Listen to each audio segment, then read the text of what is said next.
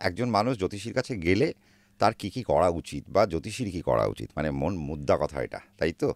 একদম, মানে একজন ভালো, জন্মছকটাকে আমি কিভাবে প্রেজেন্ট করব, একদম একজন ভালো অ্যাস্ট্রোলজার তিনি কিভাবে, প্রেজেন্ট করবে। একদম আমি যে জ্যোতিষ প্র্যাকটিস করছি, আমার কাছে মানুষ কেন আসবেন, এর মধ্যে কিছু উদ্দেশ্য তো রয়েছে। কি উদ্দেশ্য রয়েছে? সেই 5W1H, মানে আমি কখন করব, কি করব, কেন করব, কিভাবে করব, কিভাবে করলে আমি সফলতার জায়গায় পৌঁছবো।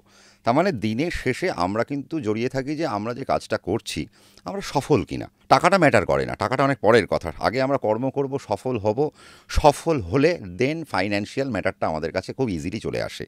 তাহলে কাজের প্রক্রিয়া জানার দরকার আছে। এবার আমরা যখন একজন বাচ্চা ছেলে বা একটা বাচ্চা মেয়েকে নিয়ে তার মা বাবা যখন আমাদের কাছে আসেন, কী উদ্দেশ্যে আসেন?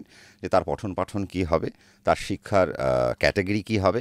তার মানে একটা ছক থেকে আমরা অনেক কিছু বার করতে পারি। বড় বয়সের মানুষ যখন আমাদের কাছে আসছেন, তিনি কেন আসছেন? কেউ আসছেন যে আমার ব্যবসায় লস হচ্ছে, দাদা লসটাকে আমি রিকভার করবো কী করে।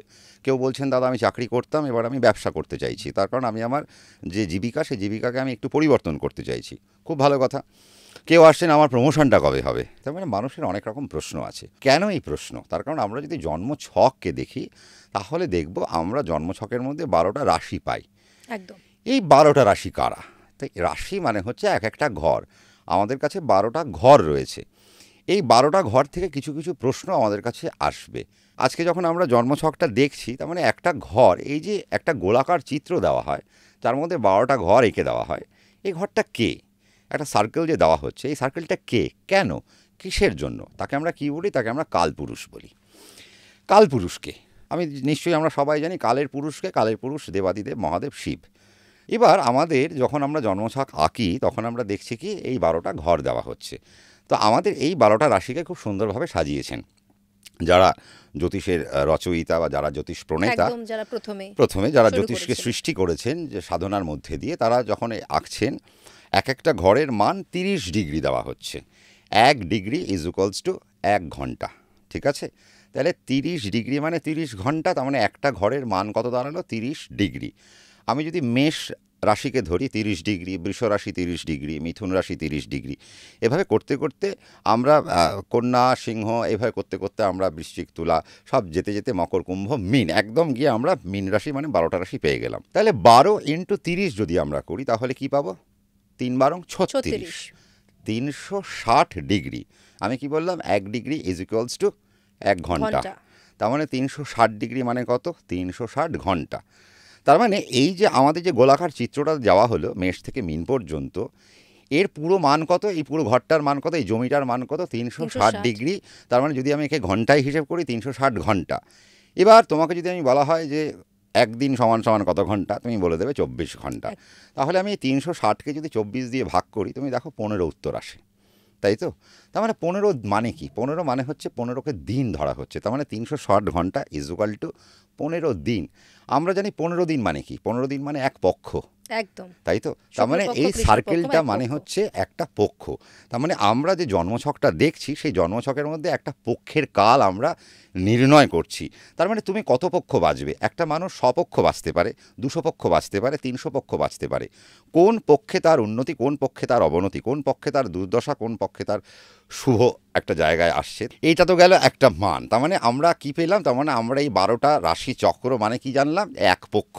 তার মানে ভাবো আমরা এবার এই পক্ষকে আমাদেরকে ক্যালকুলেট করতে হয়, তুমি কত পক্ষ বাঁচবে, তাহলে তোমার কোন পক্ষের সাথে কী কী হবে।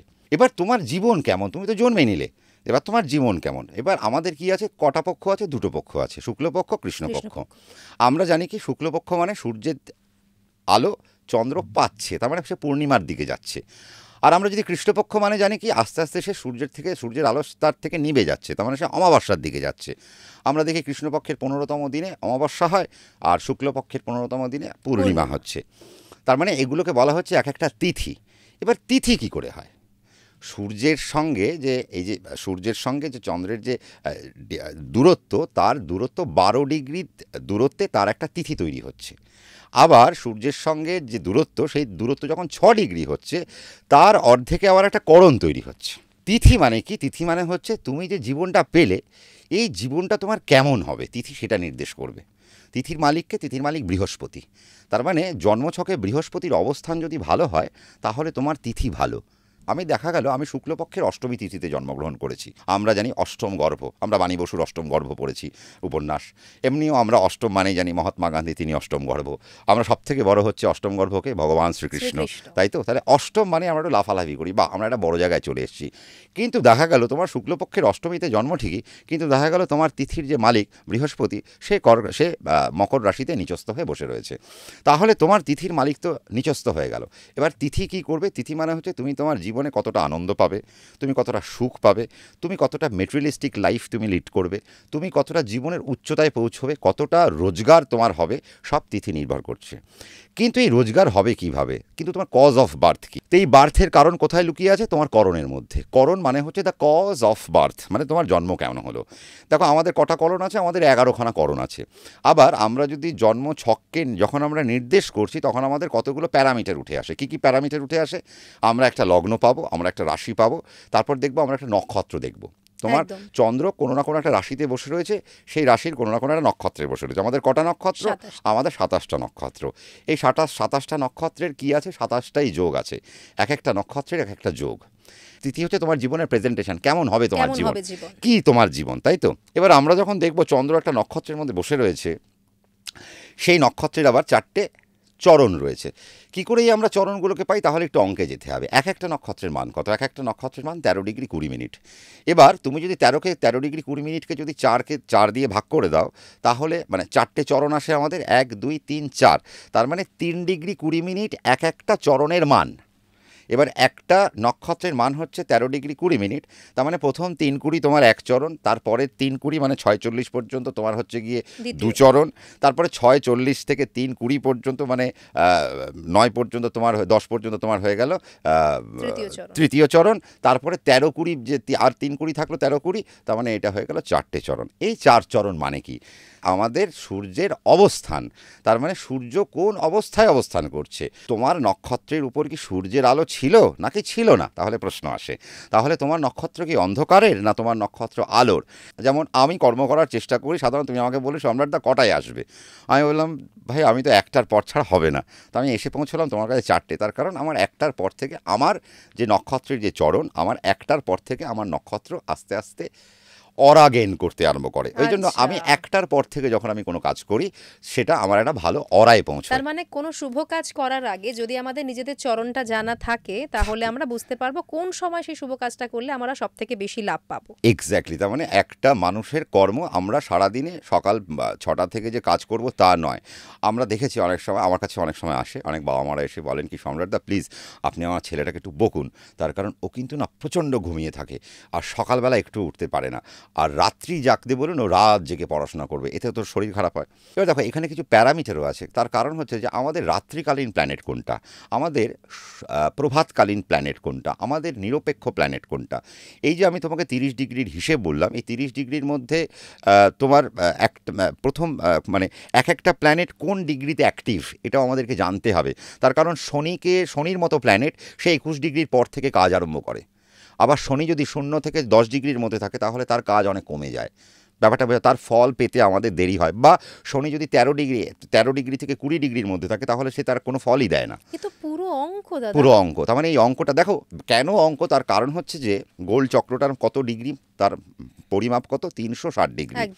এবার ধরো আমরা দেখতে পাই কারো জন্মছকে মেষ রাশিতে শনি বসে রয়েছে, কারো জন্মছকে বৃষ রাশিতে শনি বসে রয়েছে। তা মেষের মান তো 30 ডিগ্রি, বৃষর মান 31 থেকে 60 ডিগ্রি। তার মানে শনি 0 ডিগ্রিতে যা ফল দেবে 1 ডিগ্রিতে তাই ফল দেবে, 2 ডিগ্রিতে কি তাই ফল দেবে, 3 ডিগ্রিতে কি তাই ফল দেবে। তার মানে আমি কলকাতায় আমি আছি, আমি যা ওয়েদার আমি এনজয় করতে পারছি, আমি এই মুহূর্তে যদি আমি নর্থ বেঙ্গলে চলে যাই, দার্জিলিংয়ে চলে যাই, তা আমি কি একই ওয়েদার এনজয় করব? তা তো হতে পারে না। তার মানে আমার অবস্থানের পরিবর্তনের সাথে সাথে ক্লাইমেট যেমন চেঞ্জ হয়, আমার অবস্থান চেঞ্জ হয়, আমার রুচি চেঞ্জ হয়, আমার ভাবনা চেঞ্জ হয়, সব কিছু চেঞ্জ হয়, আমার প্রকৃতিও চেঞ্জ হয়।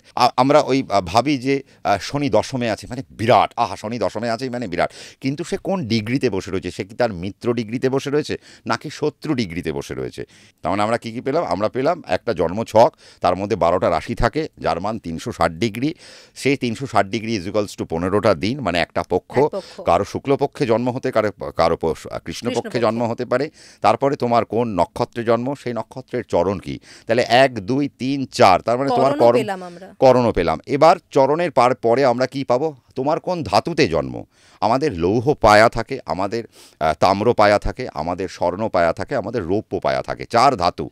এই ধাতুর মধ্যে স্বর্ণ সবার আগে, তারপরে রৌপ্য, তারপরে লৌহ, তারপরে তাম্র। তার এটা মানে কিভাবে বিচার করছো? এটা হচ্ছে রজ তম সত্ত্ব, এইভাবে বিচার হয়। আর এটা হচ্ছে অ্যাক্টিভিটি। দেখো সোনা সব থেকে খাঁটি, মানে এটা কি গুণ বিচার? গুণ বিচার। তার মানে তোমার মধ্যে সোনার গুণ, তোমার মধ্যে রূপোর গুণ, তোমার মধ্যে লোহার গুণ, তোমার মধ্যে তামার গুণ।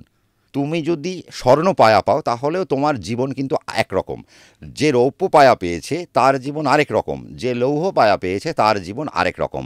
তার মানে এই যে 4টে পায়া, তার উপর নির্ভর করছে কি তোমার পদ। পায়া মানে তোমার স্টেবিলিটি।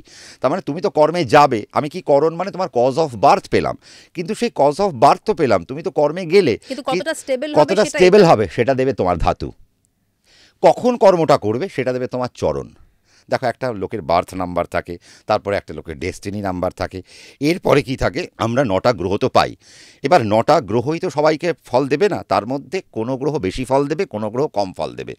এবার কোন গ্রহ বেশি ফল দেবে তোমাকে, যে গ্রহ জন্মছকের মধ্যে সব থেকে বেশি ডিগ্রি লাভ করে তাকে বলা হয় আত্মকারক গ্রহ। সেই আত্মকারক গ্রহকে যে তোমাকে তোমার কর্মের দিকে নিয়ে যাবে। তুমি অভিনয় করবে, নাকি তুমি গান বাজনা করবে, নাকি তুমি ম্যাজিক দেখাবে, নাকি তুমি সাংবাদিকতা করবে, নাকি তুমি গভর্নমেন্টের এমপ্লয়ি হবে, নাকি তুমি মাল্টিন্যাশনাল কোম্পানিতে চাকরি করবে, নাকি তুমি ব্যবসা করবে।